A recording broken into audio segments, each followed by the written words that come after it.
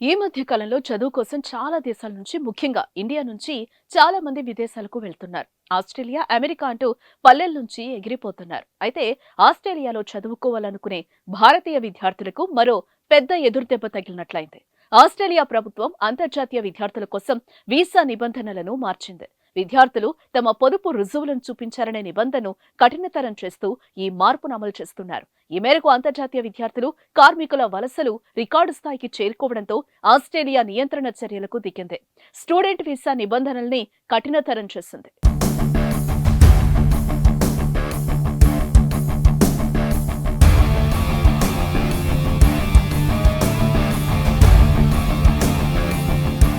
దేశంలో rental market తీవ్ర ఒత్తిడికి గురవుతున్నదని, దీంతో స్టూడెంట్ వీసా నిబంధనల్ని కఠినతరం చేసేందుకు సిద్ధమైనట్టుగా పేర్కొన్నారు. ఆస్ట్రేలియాలో ఉద్యోగం చేసే ఉద్దేశంతో వస్తున్న అంతర్జాతీయ విద్యార్థులను అడ్డుకునేందుకు జెన్యూన్ స్టూడెంట్ టెస్ట్ ను ప్రవేశపెట్టనున్నట్లుగా చెప్పారు. విజిటర్స్ వీసాలపై వచ్చే వారికి షరతులు విధించనున్నామని అన్నారు. ఆ దేశానికి ఏటా వస్తున్న అంతర్జాతీయ విద్యార్థుల్లో అత్యధిక మంది ఇండియా, చైనా, ఫిలిప్పీన్స్ దేశాలకు చెందిన వారే ఉన్నారు.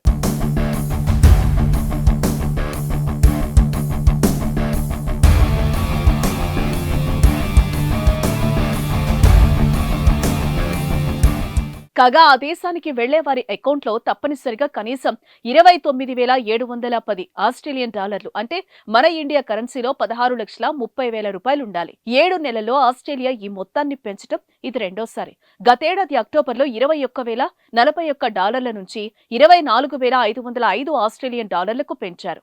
స్టూడెంట్ వీసా నిబంధనలను కఠినతరం చేయాలన్న నిర్ణయంపై ఆస్ట్రేలియా ప్రభుత్వం ఈ నిర్ణయం తీసుకుంది. International English language testing system స్కోర్లను పెంచారని ప్రభుత్వం గతంలో నిర్ణయించింది. విద్యార్థుల వీసా మోసాల సంఖ్య కూడా ప్రభుత్వ నిర్ణయాన్ని ప్రభావితం చేసింది.